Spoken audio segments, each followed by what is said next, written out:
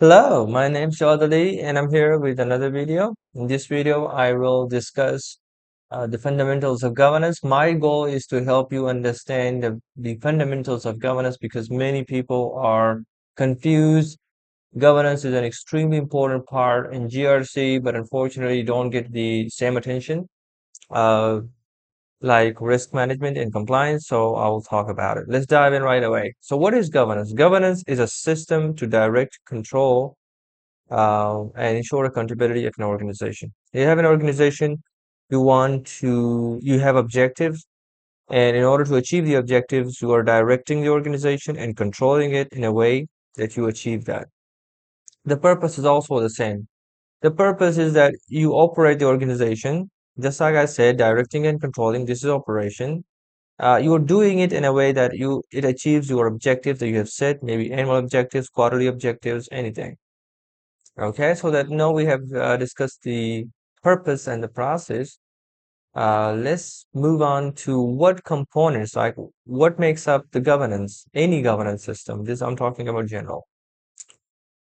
So you have three components. The first one is the structure. Someone is responsible for something. So you have structure, people. This is who is going to take action, who is doing something. The second one is process. The person is going to follow a process in carrying out an action. So process is the second component.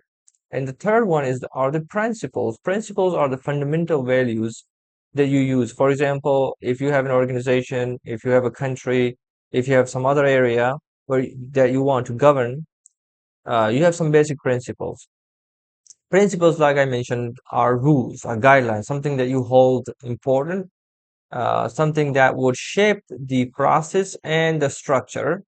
So these are principles. Principles can be accountability, transparency, etc. Okay, so let's start with the first principle, which is the structure. So structure, like I mentioned, it's about in governance, someone will be directing, another person, another set of people, and controlling as well. One person controls the other. So it is about structure. Structure also can be divided.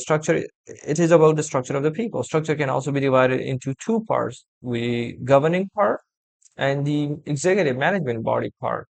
The governing body part is about, a set of people, board members, executives, you have some founders, chief executive officers, people like that. So what they do sometimes is that they set the strategy and the policy, at the top. This is about directing and controlling, like I said. So this is the governing body. They set the strategy and the policy, and reviews report. Okay. The second, part of the structure is the executive management body. So these are the people who are actually carrying out the action. These are people responsible for taking action. For example, managers, chief financial officers, chief information officers, kind of those people. What they do is that they take action, they monitor the process, the performance, they create reports and send those reports to the governing body, and the governing body then reviews those reports. So this is how it's done.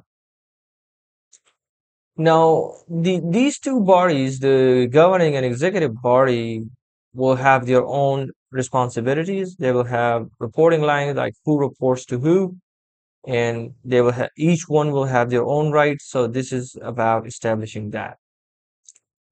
At the moment, I have defined two bodies, which is governing body and executive management body, but it's not always as simple as this one. Sometimes if your organization is complex, you may have more bodies. If you are a small organization, you may not even have executive management body, but just understand the principles that, you have one that sets the strategy and the policy and the other one that reports, uh, takes the action based on the strategy and the policy, and of course reports the performance. So this is about the structure. I'll move on to the process. The process is divided, which the process mostly rules and procedures here, like how the governance is done. And it is the first one is the decision-making process, policy and rule management. monitoring, reporting cycle, continuous improvement. So these are the four steps, four components that make up the process of the governance. Decision making, well, in part of the governance is you take decisions every day. Some of the decisions are more important than the other, but essentially you have to make decisions. So the decision making science applies here. The second one is policy and rule management. We have already mentioned that policy and strategy directs and controls the organization. So you have to manage that. And management, becomes difficult as you grow larger. So, but you definitely have that process.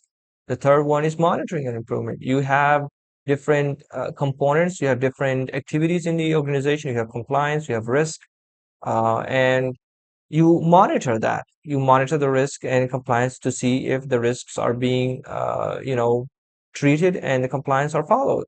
So it requires monitoring, and it also needs to be reported to the uh, stakeholders.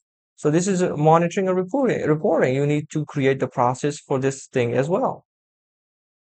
The fourth one is continuous improvement.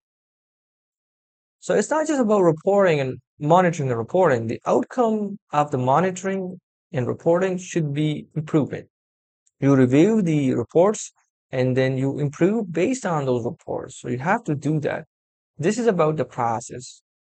You make a decision, and of course, the decision could involve policy and rule management.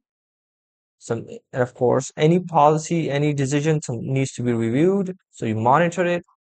And of course, there is no one size fit all solution, so you have to improve along the way. These are the four components. The third one I've already touched is are the principles. So uh, you know, different organizations operate differently in different countries, in different sectors, have different sizes and requirements. So what you do is that there are some fundamental rules that should be followed throughout the journey of governance, whether it's the process, whether it's the structure. So these are the principles you would define in the principle, component. Could be accountability, transparency, fairness, responsibility. You can order this, you can remove, you can add, and these principles should help you achieve the objectives effectively and ethically. All right, so this was it for the governance. Hope you liked this video. If you do like, please like and subscribe. This is the beginning of the channel, so I really appreciate support. Thank you very much.